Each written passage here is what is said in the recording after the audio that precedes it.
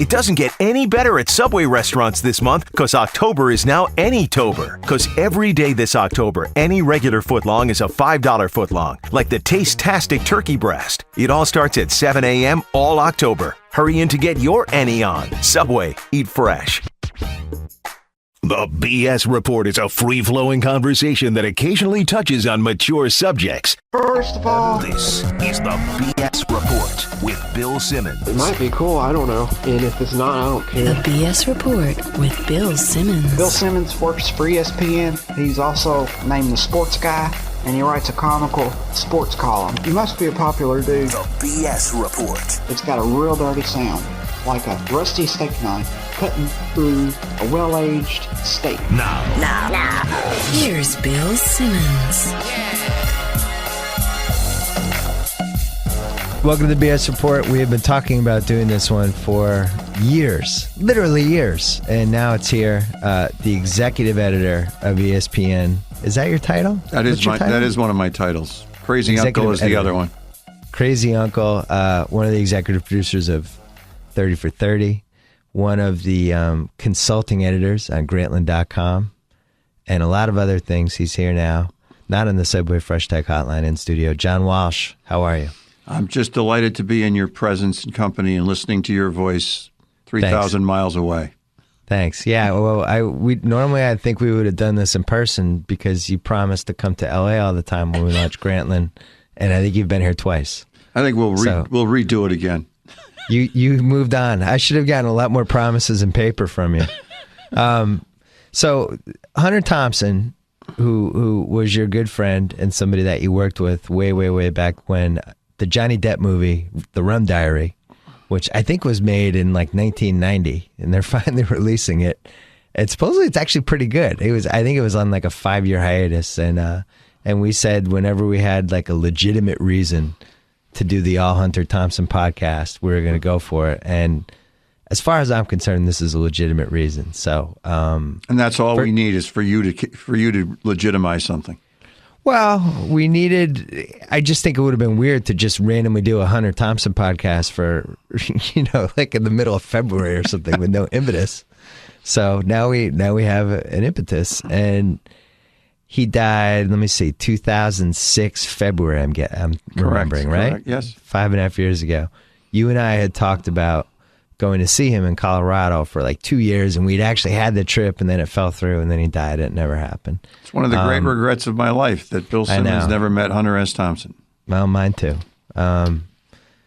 But we can remember him on this podcast. I'm sure he would have been mad because he would have hated this medium, I'm guessing, right? I don't think so. It's a free medium. You're allowed to broach adult material, as you say in the disclaimer at the top. He would have loved Right. Grantland. Yeah, I can tell you that. He would have been right there with Grantland. He would have loved the football gambling coverage. Yes, he would. He would have been at the heart of it. That was his fall life. Every Saturday night, the phone would ring at 12:30. Who do you like tomorrow? What are we Right. betting? All right. So let's go back to when you met him. I'm going to say 1974, or did you meet him before that? I met him in October of 1973. Okay. I had joined Rolling Stone magazine earlier that month, or maybe it was November. It was October or November of 73. And everybody at the magazine had told me, well, you're really, you and Hunter are really going to get along. You're big sports fans. So we went over to Jan Winter, who was then and is now the owner of Rolling Stone magazine. We went to his mansion in San Francisco on California Street, and he and his lovely wife at the time, Janie, were having a little cocktail reception before we went to see Bob Marley at a local nightclub. And during that reception, we were watching, believe it or not, the Buffalo Bills and the Pittsburgh Steelers. And none other than George Plimpton was in the room with us. There's a lot of name drops early. I'm loving this. This is what really happened. I mean, I know. I love it. I didn't know. So we go into the room, and Hunter said, "Do you bet on football?" I said, "Yeah, I'll do something interesting." And he said, "What do you like?" And on the spot, I made up this bet. I said, "All right, you take the dark jerseys, I'll take the light. You take the odd numbered players, I'll take the even numbered players. You take the Caucasians, and I'll take the ethnic-based players. You take the left side of the screen, I'll take the right side of the screen. Total points win. And he dropped. Then we were friends for life because I could invent an interesting gambling perversion and insert it into his life. So the game goes on, and the winning points are scored by Franco Harris. Who you must have had. No, I had him, yes. But his lineage was doubtful because he was from a mixed parenthood.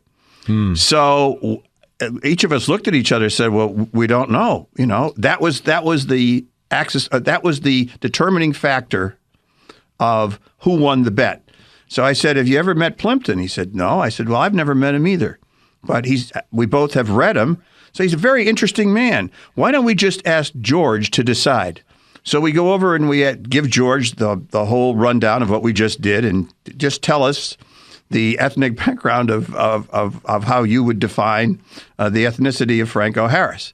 And it was as though George had been waiting for years with some biological explanation, factoring in genetics to tell us the answer. He went on for 15 minutes and finally he decided in my favor.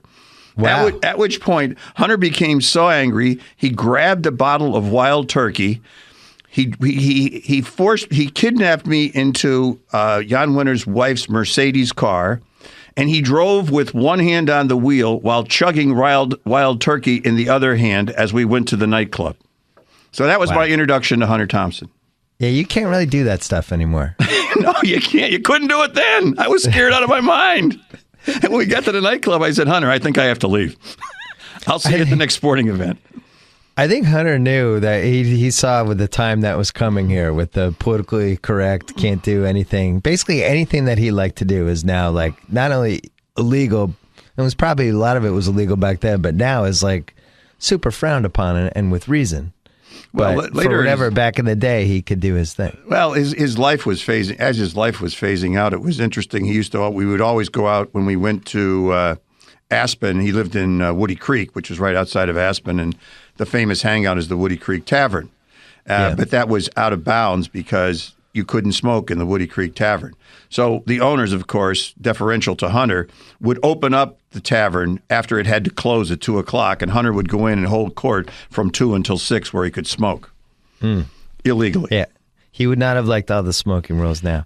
So when you started working at Rolling Stone, it was really like the tail end of his great run when the biggest issues, if I remember this correctly from what you told me, were just getting him to hand stuff in. I think that was always an issue, whether it was a book. I think it was the tail end of his, in retrospect for his legacy, it was the tail end of the golden age of those first 3 books that he wrote, which were spectacular. And after he finished the political book, which was right before I got there, I think he was in a different phase, and he wanted to phase himself into doing other things. And the fact you were talking about Fear and Loathing in the Campaign Trail? Yes. Yeah. And Fear and Loathing Campaign Trail. And he helped Timothy Krause write the groundbreaking book, The Boys on the Bus, about the press during the presidential election of 1972. What do you mean he helped him? He and Tim and Hunter were very close, and so Hunter, I think, would give his observations to Tim, or they would compare notes about how he was going to write about the press. They were very close because they were covering the campaign together from 2 different angles. Yeah. But at that point, he wanted to do different things, and he saw me as, well, here's a sports guy, so I want to go cover the Raiders because Al Davis is interesting to me. So that fall, I wound up writing letters to Al Davis and Al Locasal to get Hunter Thompson access to the Raiders, which he never got. But he did manage to get access to players away from the practice field and away from the locker room. And it resulted in the Fear and Loathing piece in the the Super Bowl piece around Super Bowl Sunday in January of 1974. And that was one of his best ones, in my opinion. It was an excellent piece. I mean, the sermon from the top of the hotel lobby was just a brilliant opening. It was really interesting to me in light of the way I had been working on newspapers. I'd work on Newsday for 4 years before I went there, and I was pretty used to some interesting creative writing types, but I never received the first copy on what he called the Mojo machine at 4 a.m, and it was marked insert double Q, which means I don't know where the hell this is going to run in the piece, but you got it to read for tonight, and that's all I've got. So that was in the movie Almost Famous. They made fun of that machine. Oh, yes. That was Hunter's invention, the Mojo machine. It does one page every 18 minutes or something like that. When you got there, had they, like, who were his previous editors? Was this a situation where they were like, oh my God, we just can't find anybody to handle this guy?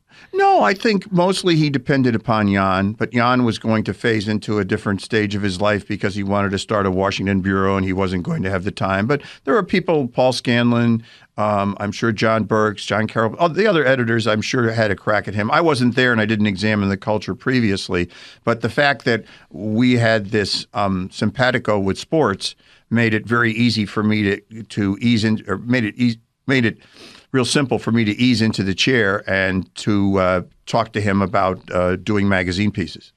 Okay. And then this was probably the perfect time to catch him because this was like right as Watergate was really degenerating into... Oh, it was fabulous. We would, after I got fired a year later, Hunter and I were friends, and Hunter was in Washington covering Watergate, and I used to go and hang out with him. And he would be going to a Senate building and going under a radiator to get a secret document that a Nixon official had left there for him. It was just crazy. But at night, all he wanted to do was watch the Milwaukee Bucks NBA Finals games. Really? So he was that big of a sports fan? He's that beyond football? Football and basketball. Those were his two sports. He loved those. He wasn't a big baseball fan. He wasn't golf or tennis. I mean, he followed them. But if there was any reason at his Command Central Palace in Owl Creek at Owl Creek Farm, you were in his kitchen. The TV sets were always on sports. And if there were no sports, it was on politics. That was his life. If you were in sports, he talked to you about politics. If you were in politics, he talked to you about sport. He just reversed everything. But almost all of the coterie of his pals were either in sports or politics or the media. Interesting. But he also liked horse racing, too, was one of his Yes, he loved horse racing. He wrote one of his seminal pieces early on was a piece for Scanlon's Monthly on the Kentucky Derby. Yeah, that was a couple years before you met him. Yes, 5 or 6 years. So so the best ones he did for you were the Super Bowl one. What else? Can you remember? Listen, in 1 year you got one piece out of him. We sent him to Washington to cover Watergate after the Saturday Night Massacre, and he was in D.C. and we couldn't get him to write. He just wouldn't write, and so it came down. And Nixon, here it is. This is 1974. It's July. And it's August, and I've been fired, and it's time to write do the definitive Nixon cover for Rolling Stone magazine, which at that time was a very, very big deal because of the way Rolling Stone covered Nixon and Hunter covered Nixon. So we go down, and finally he just decides. And Jan had a death in the family. I think it was one of his in-laws, so he wasn't around, and he wasn't responding, so we had to use excerpts of Rolling Stone's coverage, and we did an Annie Leibovitz photo essay to cover it. And the magazine was saved because there was an editor who by the way, sat in a barber's chair in his office named David Felton. And David was my go-to guy for cover lines. And Richard Nixon, for the past 2 years, had said steadfastly at almost every press conference, "I will not quit. I will not quit. I will not quit." So we're thinking, and I said, David, think of a cover line tonight. And the next morning he walks in and he says, "How about The Quitter?" Which I thought was one of the best cover lines that Rolling Stone magazine ever had. That's good. And Hunter was based out of where at this point? He was in Colorado? Yeah, he was always in Woody Creek. He didn't leave Woody Creek very much. He basically commuted between Aspen and the bar at the Jerome Hotel, the Woody Creek Tavern, and his home base at home. So that's probably one of the reasons he wasn't writing much, because you couldn't get him out of there. Oh, you couldn't get him out of anywhere. I mean, he would, the only time he would write would be between midnight and 5, and that's when you would get copy in the morning. You would go to bed and hope that there'd be copy in the next day. Would it depend on like the drugs or like I don't know what was his process? I don't know what his psychosis was like. He had to get some kind of momentum and get worked up emotionally about something, and whatever he put in his body that did that. Frequently, I know it was alcohol. He would get worked up, and then he would just go with his chops, and you would see the language, the weird and the savage, and all of those. What he did with his verbs and adjectives and nouns and the way he put them together that formulated, an early form of journalism, which was called gonzo journalism. It was evident before, but it was never named that. And, it was a kind of, I think, a product of what Norman Mailer and people in the first half of the 20th century did. But he was the living embodiment of it from 1965 until 1985. And then, I guess literary journalism was basically the same thing.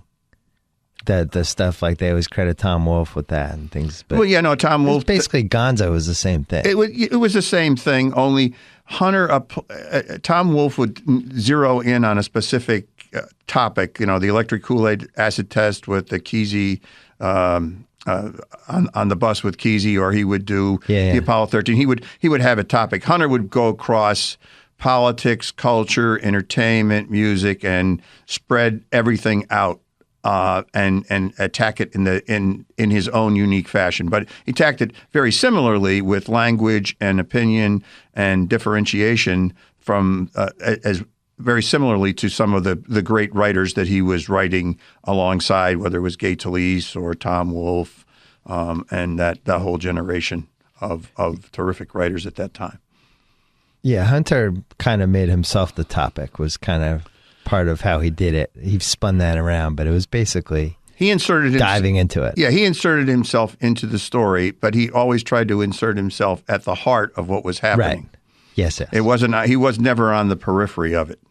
Would you say that the way Watergate played out was actually a bad thing for him because he had so much rage against Nixon and the Republicans and everything, like in '72, and then they basically self-combusted completely, and it's like you can't have rage when everything's self-combusted. Well, he had to find new enemies, and that was very hard for him because the people who were around, he wound up, becoming a confidant and friend of Jimmy Carter, and he interviewed him at his second. Because Carter's a decent guy. Like you're not going to make Carter your enemy. Correct, but also he became so friendly with Democrats at his second funeral. We rode to the funeral. I just about my jaw dropped. There's George McGovern and John Kerry, two people who ran for president, are going to Hunter Thompson's funeral. Right. So, what else was going on like 74, 75? I'm trying to think that would have gotten him riled up. I mean, we had basically, it was like the end of the 70s. Music was changing. The music industry was changing. But he raged on against music, but he could never work up the fever pitch about music that he could about politics, because politics really mattered to him. So it was a time for him to insert himself and run for mayor of Aspen to get political issues.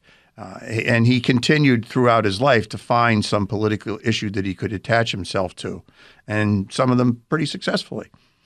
Freeing people who were serving sentences that they should not have been serving. All right, let's get to the fun stuff. So, what was your longest bender with Hunter?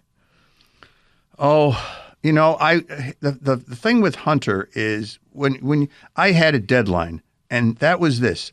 I would go with him, and when he started raging in the streets, I would just get a cab and go home. Or if we were at Owl Creek and it would come time that he would start talking about guns, and he was going to go and get guns and shoot them in the backyard, then I knew it was time to leave, because my father didn't allow us to have cap pistols in our house at home. So I was deathly afraid of guns. So Hunter made it easy for me to ease out. So I never had any really long benders. The most time I spent with him and the most fun was watching sports. I never forget. One of the seminal moments was one of his really good buddies who had passed away in the media prior to him was Ed Bradley from 60 Minutes and CBS News, who was also a gigantic sports fan.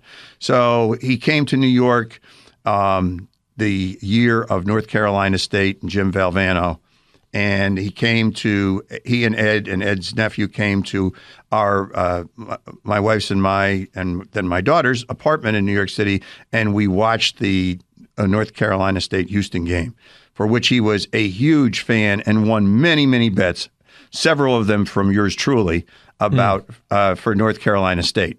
He just thought that Valvano was the rebel coach. Valvano was the guy who could out-strategize everybody else. He could foul forever and win the Pepperdine game on Friday night. He could come back on Monday night and be whatever they were, 13, 14, 15-point underdogs and win the game. And he didn't even want to. Usually he would joust you for the betting line on a game. But when it came time for that game, he just said, Walsh, they're going to win. I'm just going to bet you straight up. We'll just have odds. North Carolina State's going to win this game. So he would have loved what happened to Vegas, I'm guessing. Oh, yes. Yes. He was, he ultimately, no matter whether it was politics or sports or life, he always was the biggest fan of the underdog who had an underside. So the rules were, if he started raging in the streets, get a cab. Right. If he started talking about guns or go home, guns, get out, leave. Those were the two. The two rules, and that they pretty much held true that you could get out early. Those were semi-guaranteed things to happen. Although at the very end, I got to tell you, I stayed pretty late because he knew what was coming to his life, and for your listeners, unfortunately, he committed suicide, and at the very end. The last couple of visits with him were very sentimental, which I didn't know of these things, but apparently it's very common. He would get old books. We sat and watched old video interviews with him and Hugh Hefner. He would pick books out of a suitcase and autograph them and give them to me as a gift. And, I went one night and I was going back to the hotel in Aspen, and he started to cry, and he said, will you come back tomorrow night? Because we were out there for the X Games. And I said, sure, I will. So I came back the next night, and he was very peaceful that last month of his life. And he was in pretty bad shape physically. I mean, he was his body for 40 years. He was in bad shape, not just physically. He was in bad shape physically. He was in bad shape intellectually. You remember, he was writing with you alongside you on page 2 at ESPN.com very infrequently. He did have a great column after 9/11. But he did. You could tell it was a stretch for him, and I think he appreciated the fact that he no longer could do anywhere close to what he used to do, and intellectually he couldn't do it. Emotionally, he was spent, and he had a young wife, and I think that was, something that was taking a lot of energy in his life, but especially physically. He came to ESPN for a visit the previous winter. And he couldn't even take the tour because his hip was in such bad shape. Really? And he was for most of his life, this man, for however you want to talk about dedicating your body to science, this guy was athletic. He had a neighbor who had a swimming pool in Woody Creek, and he swam every day. He kept himself in great shape. So, the way his life ended, it almost seemed like he was bringing these different people to his house that he cared about, and he knew what was going to happen, but you didn't seem like you knew it. A lot of people didn't really know that's why he was doing it, right? Right. That's, it's typical of people who know. I think Douglas Brinkley, who was probably the closest to him, the author and historian who has been in charge of his estate, probably had some. He knew, and he wrote a beautiful piece in Rolling Stone magazine, that the issue that honored Hunter right after his death. I think Douglas had some sense of what was afoot. Right. So when he came, when do you think the process of writing just became too much for him? At some point in the mid '80s, or was it even earlier than that? No, it had. Yeah, I'd say the mid to late '80s when assignments became a big deal. I think book advances were very difficult because he would take so long with the books, and he had reached the point with his book advances where he was getting multiple advances. So he would get advances on 3 books to guarantee 3 for a certain publisher, and it was. God bless those editors who had to coerce those books out of Hunter at that point in his life, and it was a challenge to him. He had some great writing in some of those books. None of the books, I don't think, held up the way those early books did as a whole book, but there's some brilliant passages still. So he was capable of brilliance. Why do you think he holed himself up in like this remote part of Colorado over living in like a major city or whatever? Like, do you think he was afraid of what would happen? He just loved being away from it all and then bringing it all into him. You know, it was as though this is the command post where in my kitchen we all gather. Whoever comes to town, we come out there and we sit around and we drink and we order food from whatever restaurant that delivers it. And everybody in town, the town sheriff would be over there, the civil libertarian lawyer, Jerry Goldstein, would come over. The friends would be around, and the young kids who were writers in Aspen would come out, and he would talk and try and inspire them. And a lot of us made the pilgrimage out there. I probably did it half a dozen to a dozen times, and other people would go out there to see him, and he enjoyed that part of it. He really didn't enjoy travel. And especially at the end, because he was not he knew what the luxury travel was. That Jan Winter, the man who kind of launched his career, went on and had this spectacular magazine success and economic success, had the private plane, and Hunter didn't. And that was probably the only way he would travel at the end, was if he could get a private plane. What do you think it was about him that made celebrities latch on to him the way they did? Like Bill Murray did that movie with him, and basically, people thought like on Saturday Night Live, like he actually was kind of mentally turning into Hunter Thompson. Well, and same thing, Johnny Depp's done 2 movies with him. Belushi loved him. What was it about him? Well, I'll go back to Bill, because Bill and I were pals for a long time. There were a lot of us who knew Bill at the time, and like a year after the movie was over, or 2 years, he was still talking like Hunter. Because he had gotten into his character. The thing that was so nice is he was a very polite man. He was very gregarious. He always had something smart to say. He had a great sense of humor. He loved to play pranks on people. He wanted to engage. He wasn't somebody that you had to call him. He would call you at any moment. And if you hadn't talked for 6 months or a year, the phone would ring and it'd be like you were talking yesterday. And he came in and out of people's lives in that fashion, which doesn't happen with too many friendships in life. And he also, for some reason, had the collateral to call anybody at any given point in time, right? Like 4:30 in the morning, you knew it was him. I one of the last times I was out there, the Indianapolis Colts were doing well, and he said, "Do you know Jim Irsay?" I said, "No, I don't." "Well, let's call him up." I said, "Hunter, it's 2 in the morning." Back east, it's 2 in the morning. And he said, "Oh no, he'll be up." And sure enough, called Jim. "Hey, Jim, I want you to meet John Walsh. He's at ESPN." What do you think Johnny Depp, like when Johnny Depp met him, he was pretty much at the end. It didn't sound like Hunter in the last 20 years was nearly as fun to hang out with as Hunter from 1970 to 1985. I would disagree. I found it more fun because I found Really? He was more laid back. He didn't have, he had some pressures, but he learned a lot. He learned to enjoy people, and the people he really enjoyed him. I mean, Johnny Depp had such a relationship with him. He's doing this movie because of his relationship with Hunter, and it's homage to Hunter. Hunter died, and I tell you, the first funeral it'd be name dropper paradise. The people who showed up at the Jerome Hotel to give speeches about Hunter and everybody's relationship to him in life. And then there was a second funeral, and the only reason there was a second funeral is that Hunter had made this request on videotape in, I think, the late 70s or early 80s, that when he died, he would like to have his ashes shot out of a cannon.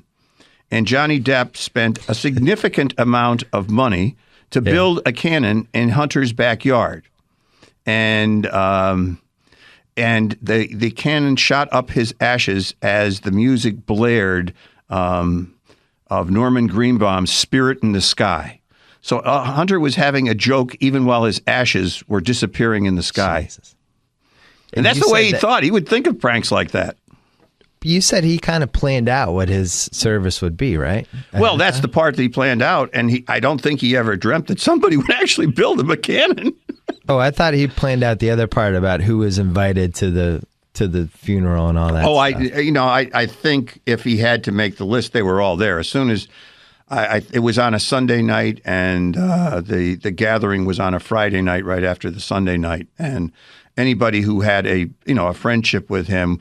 I mean, I almost missed the connection in Minneapolis because it was the dead of winter, but everybody, almost everybody made it that really knew him well.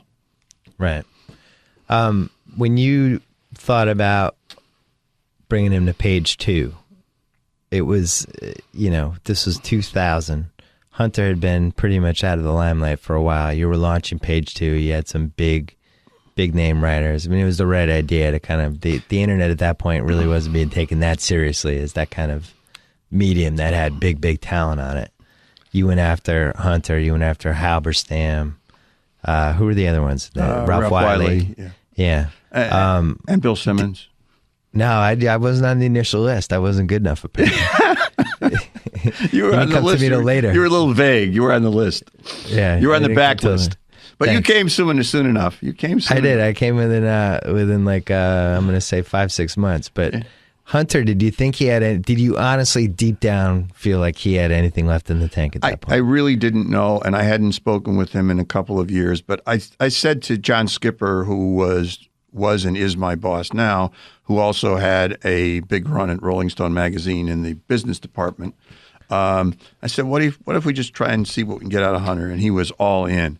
So I said to Hunter, look, we'll pay you the top price that we're paying whoever, anybody else, whatever the most we can. It won't be Rolling Stone price. It won't be Simon & Schuster. It won't be this, but I think it'll be good for you. And by the way, you started your career as a sports writer. Wouldn't it be nice at the tail end that you spent some time doing some sports writing? And he loved that analogy that he had started off in sports and now toward the end he could do something in sports. And it was weekly? Was it weekly at the time or not really? We said it was weekly, and it was weekly during the football season almost, and then it was scattered until the basketball season was over, and then it just disappeared. It was kind of, again, he was motivated by the emotion of the moment. If something really bizarre happened in sports, if something really crazy happened, he would call up and say, I want to write about that. Or he would, if he had a crazy idea like the last column he wrote was on shotgun golf, with shooting golf balls in the air with Bill Murray, and which is one of his two really better ones. But it was because he wanted to try and write. But and in all sincerity, looking back upon it, Bill, I believe that a part of what happened was that this stint at ESPN.com, Page 2, was a validation to him. You know what? I just can't do it the way I used to do it. And if you talked him through a piece, whether it was his editors were Kevin Jackson and Jay Lovinger, and if you talked him through the piece, if you inspired him, if you went out to Woody Creek, and you'd get a couple of good pieces, but all of a sudden, if you weren't paying attention, it was kind of left up to Hunter to file. He would file because he knew if he filed, he got paid for that week's column, and it wasn't necessarily a great filing. And as you said, it seemed like he was pretty aware that it was very hard for him to hit the 90s on the radar gun. Yes, at that point, yes, it was. It was never talked about that way. I mean, we went out and talked about, Hunter, some of these things are just falling off. It was actually very evident in the ones that didn't work because there would be some head of steam at the beginning of the piece, and then all of a sudden there wasn't the energy left to kind of keep that head of steam alive for a full piece. Yeah. That was still a good signing, though, in retrospect, because I feel like it did, for what happened with Page 2 and how it was coming out, that was kind of the lead, that Hunter was going on the internet. Like, that felt like a big deal when it happened. It did, and you know what else it did? It kind of, for those of us and those of you who are Hunter Thompson fans, even less than perfect Hunter Thompson is still a lot of fun to read. Yeah, and so you still have that going for you, which is a good thing. I think he had like 10 to 12 good ones that would hold up if you read them now. Yeah, I would agree. Yes, high caliber. Right. And a couple really good ones. And he had a lot of dreck that you forget. But and and the biggest story that happened on his watch was 9/11, and he was right there. He had the 90s radar for that piece. Yeah, that was a good one. So do you feel like his friends, like his friend group swelled as he got older, or did he start cutting them down? Well, he used to tell me, I say, I want to introduce you to such and such. Well, somebody's going to have to die before I get introduced to somebody new. That was his reaction to an introduction. Of course, it was his idea of another cosmic joke. But he, if you were interesting, if you had something to say, if you were interested in the topics that he had, and if you took the time to have a conversation, he was all in. We had him when he came to. This was instructive. When he came to Bristol for his visit here, he came and he did what we have here, a newsmaker lunch, which usually starts at noon. With Hunter, it started at 3. It usually features some nice sandwiches. With Hunter, it was Chivas Regal was the feature for him. So he came over to our house, and we had.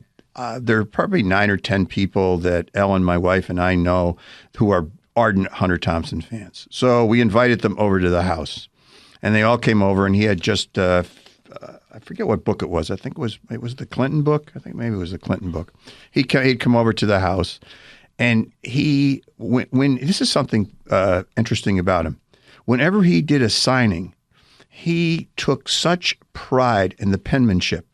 He wanted the right pen. He took the time to write the right inscription. He took the time to talk to you, so he would write the right inscription, and the penmanship was superb.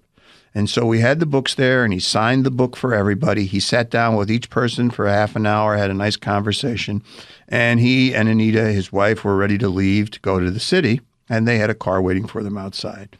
So Ellen had a bottle of champagne to kind of toast page 2 and to toast Kevin Jackson, Jay Lovinger, to toast Hunter. So we cracked it open. We did it. We made a nice toast to Hunter. And then and all day he was kind of meandering around, and he couldn't get his thoughts together, even answering questions from ESPN employees. And all of a sudden he got up and he stood up, and he was as lucid and insightful and beautiful about the state of politics in the country. And he went on for a half an hour with this wonderfully insightful speech. And it just, all of a sudden, everything kicked in at the right moment, and he was the old Hunter. And so you just never knew when something was going to happen like that. Right. Well, what kind of drinking drugs on a daily basis routine was he on, you think? I don't know. I would have no idea. I do know that when he got up and he came over to the newsmaker lunch, and it was 3:00 in the afternoon, the only thing he wanted was Chivas Regal. Right. Because he was legitimately an alcoholic. I mean, you can say that pretty safely. Right? I think he actually bragged about that at the end. He would, if once he had a couple drinks in him, he would pound the table and say, "I'm an alcoholic, damn it, serve me." Which again was his way of making a joke. Although that was a seriously bad joke. Right.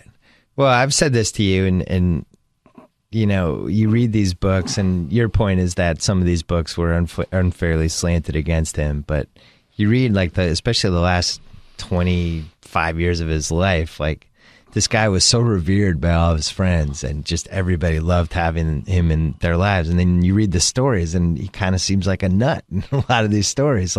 What was it about him that made everybody revere him and just overlook all of his faults? Because his faults were not as grandiose as the critics. I mean, you could have a bad experience with him, and I had a couple of very bad ones in my life, but mostly the experiences were memorable. They were funny. They were sweet. They were gentle, and he paid attention to everybody, even ones close to you. Ellen, my wife, and Hunter had a really nice friendship because he just cared about people, and the people who write some of these didn't see that, or there would be some dissolution of friendships, or some. Friendships that weren't the same in 1998 as they were in 1982 or 1975. Yeah. And so a couple of things changed. But if you were close, if you knew him and you had, even if things were bad, he could turn 180 degrees in a half an hour of talking with you. And he had a good, generous, kind heart. And he was always interested in fun, and all of whatever troubles he would get in, or whatever you would think he was doing, he would always magnify it in the writing, and people would take that in the writing. But people who knew him knew he a lot of this was nice fiction, good hyperbole about his life. So let's say somebody made a movie about him, and the movie consisted of 12 stories that his friends tell in their own voices about some night they had with Hunter, and then they were acted out by the way, this would be a good idea. Go make the movie. They were acted out by whoever. What would be your story that you would contribute to that movie? Well, I told you the one about the first night I met him, which is really odd. That was a good one. That was a good one. That was pretty strong. Yeah. And there was one which I was in Washington, D.C. I was living with my brother. I was moving back east to go to work at the Washington Post after the West Coast. And Hunter called. He was at the Hyatt on Capitol Hill, and it was a Sunday, and he wanted to watch football.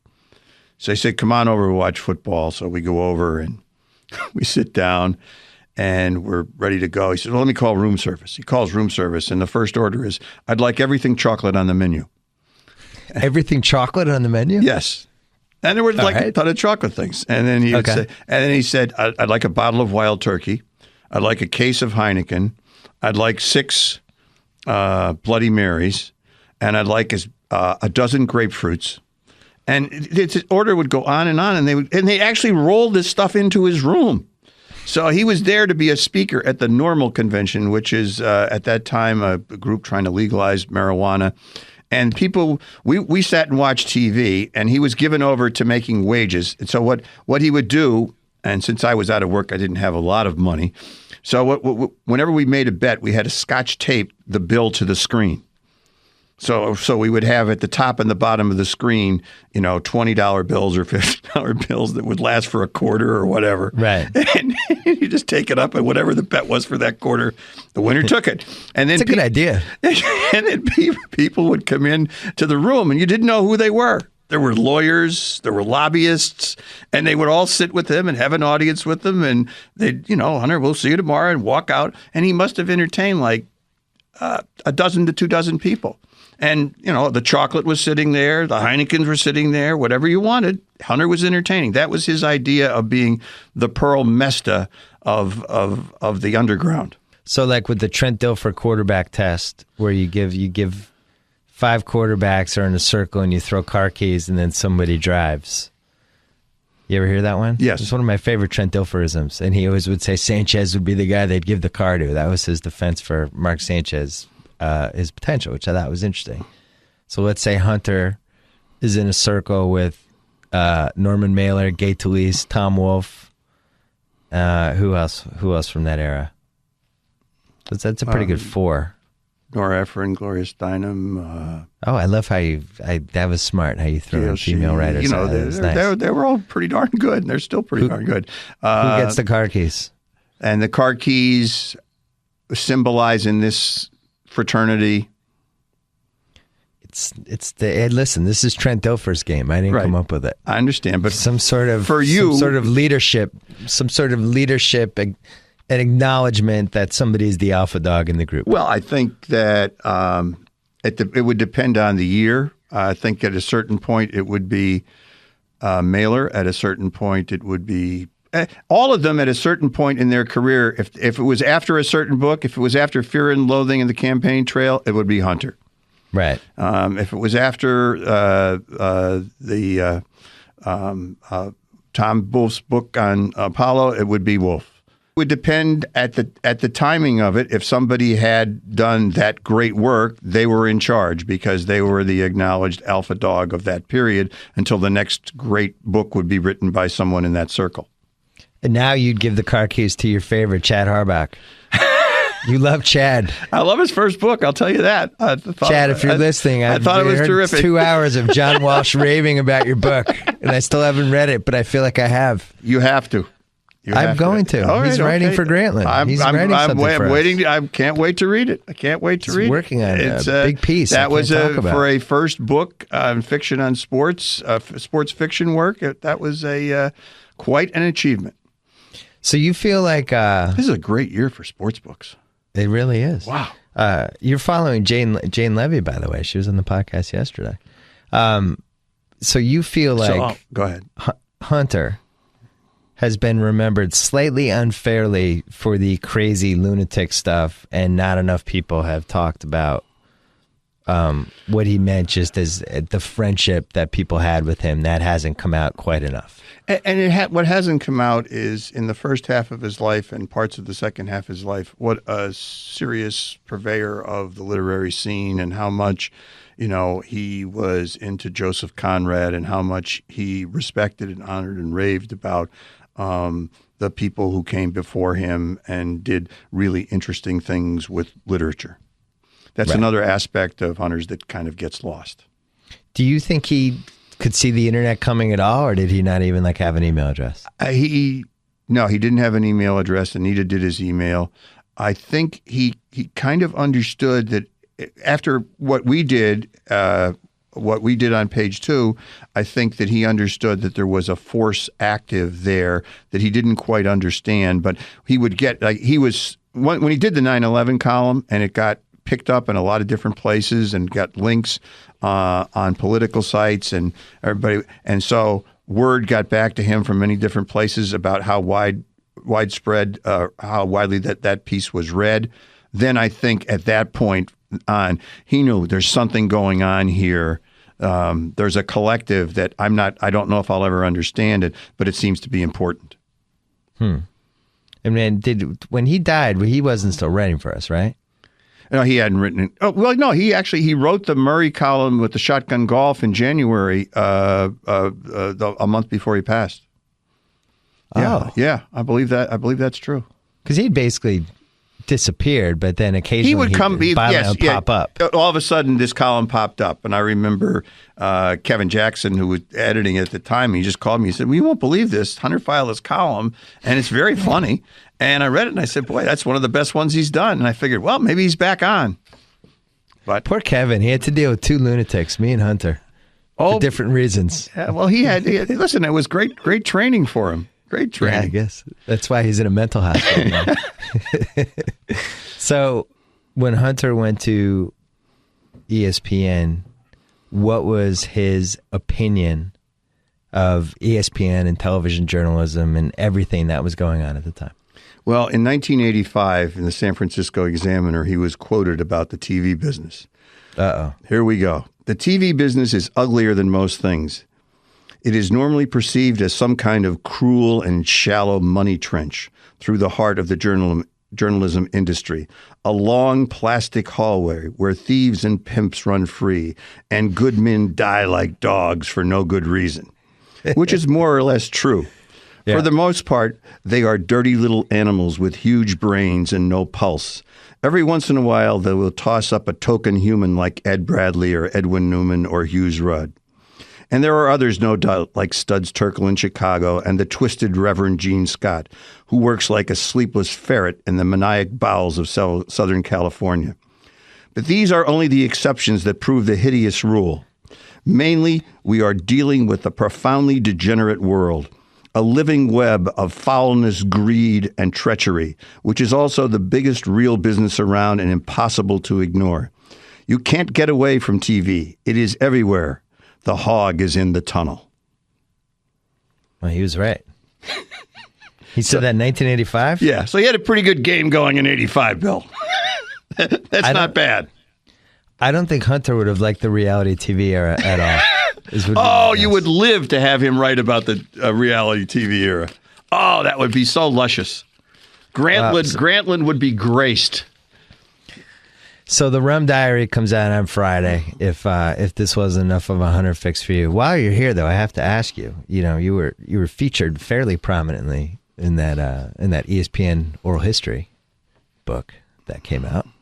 How did that go for you? What was it like to read about your life the last 23, 24 years, basically? through the eyes of an oral history?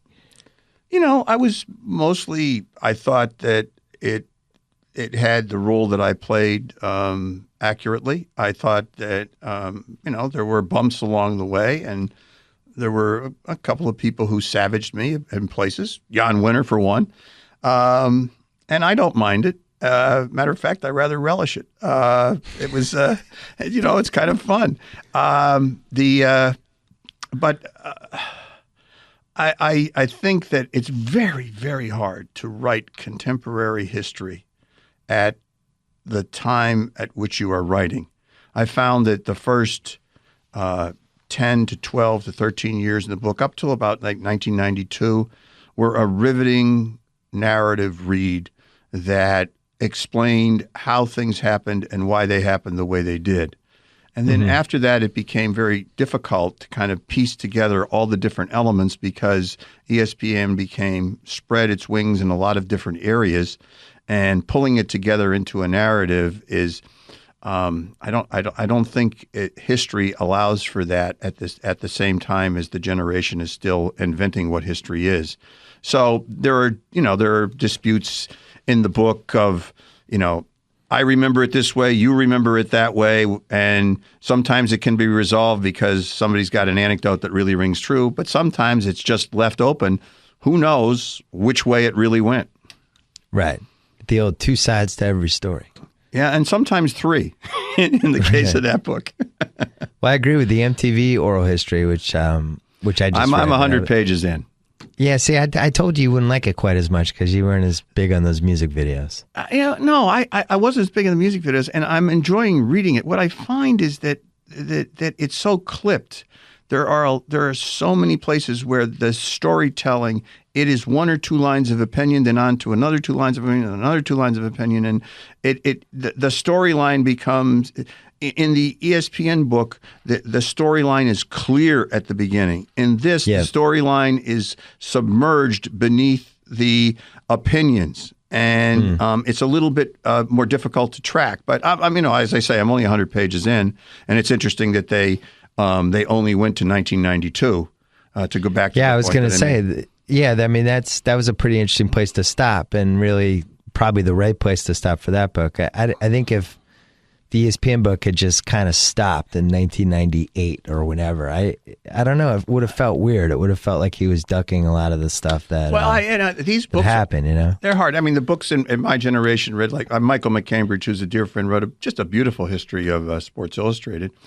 That is my favorite. My favorite one is is probably that one for oral histories, right? That was an oral history. No, it wasn't oral history. It was no, that wasn't oral history. What am I thinking? But there was a lot of quoting, but there was a lot of interpretation. But from 1953, before it published, up until 1981, and I think the book was published in like 92 or something, up to 81, I thought, and I knew a lot of the stories, I knew a lot of the characters, I knew about them. I thought it was terrific. And then 1981 to 1992, or whenever year it came out, it had the same problematic issue of trying to unearth contemporary history at the time that you're writing the book. And so it's not clear what the storylines and the meaningful, which events really matter for legacy and history. That's a great book. My three favorites from that standpoint, I thought the Rolling Stone book, I don't think you liked that one as much, but I got totally trashed in that one. Well, you got trashed in that one, but I just thought it was well done how the guy did it. He's a good writer. He's a good reporter. The Sports Illustrated book I thought was great. My favorite one ever, though, is the SNL book, not the oral history one, but the one that is impossible to find now.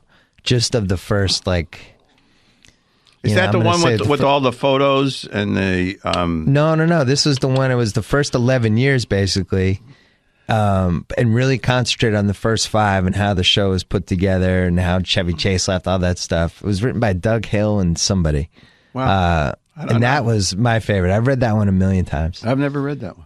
Yeah, that's a great one. That just really concentrates on the first 5 years. I'll get that one for you. That's all I need is another reading assignment here. I get yesterday the Jerry West book lands and the Steve Jobs book lands. How many books can there be?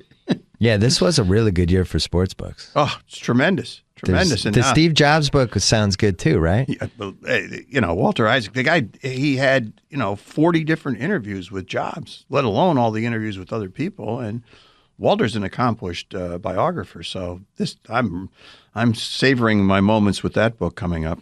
Wait a second, you just pulled a John Walsh on me. You derailed me from where I was going. Where were you going? They're making this ESPN movie. Apparently, I don't know if it'll ever get made, but I think you love this. You claim you don't love this, but I think you love this. They might do this. That there's going to be an ESPN movie. Listen, you love the drama. If they do, if they do the only thing that makes sense for a movie for me from reading the book, and this has nothing to do with me at ESPN, the only thing that really makes sense would be to do that period of time where the narrative is clear. So you would the brothers. You would cut that movie off. You would cut that movie off in 1987, 1989, or 1992 at the very latest, and then you might have a movie.